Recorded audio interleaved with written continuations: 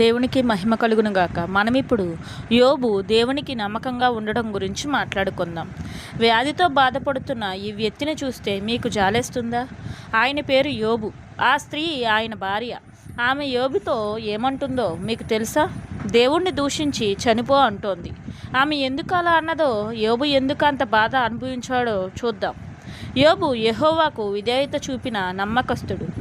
ఆయన కనానుకు ఎంతో దూరంలో లేని ఊజు దేశంలో నివసించేవాడు.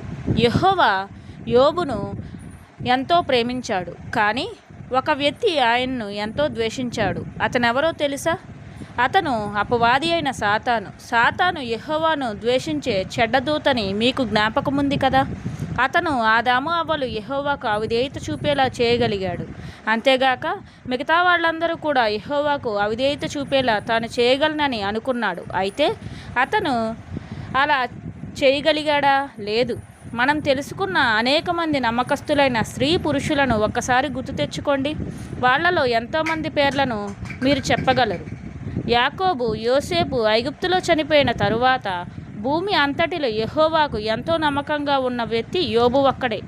సాతాను అందరినీ చెడ్డవారిగా చేయలేడనే సంగతిని అతనికి తెలియజేయాలని యెహోవా అతనితో, యోబును చూడు, ఆయన నాకెంత నమ్మకంగా ఉన్నాడో చూడు అన్నాడు.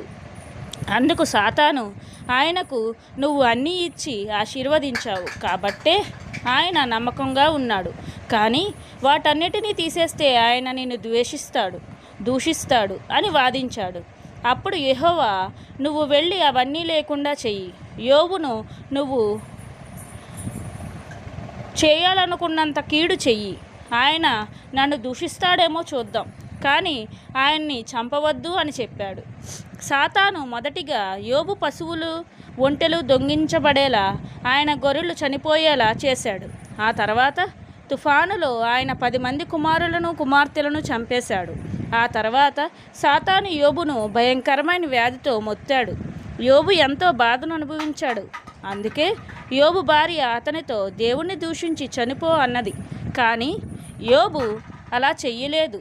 అంతేగాక 3 కపట స్నేహితులొచ్చి ఆయన చాలా చెడుగా జీవించినందువల్లనే అలా జరిగిందని అన్నారు. అయినా యోబు నమ్మకంగానే ఉన్నాడు. అది యెహోవాను ఎంతో సంతోషపరిచింది. తర్వాత మీకు ఈ చిత్రంలో కనిపిస్తున్నట్లు ఆయన యోబును ఆశీర్వదించాడు. దేవుడు ఆయన వ్యాధిని బాగు చేశాడు. యోబుకు మళ్ళీ 10 మంది అందమైన పిల్లలు పుట్టారు. పశువులు, గొర్రెలు, ఒంటెలు ముందున్న వాటికంటే 2 అంతలు ఎక్కువగా లభించాయి. మీరు కూడా యోబులాగా యెహోవాకు ఎప్పుడూ నమ్మకంగా ఉంటారా?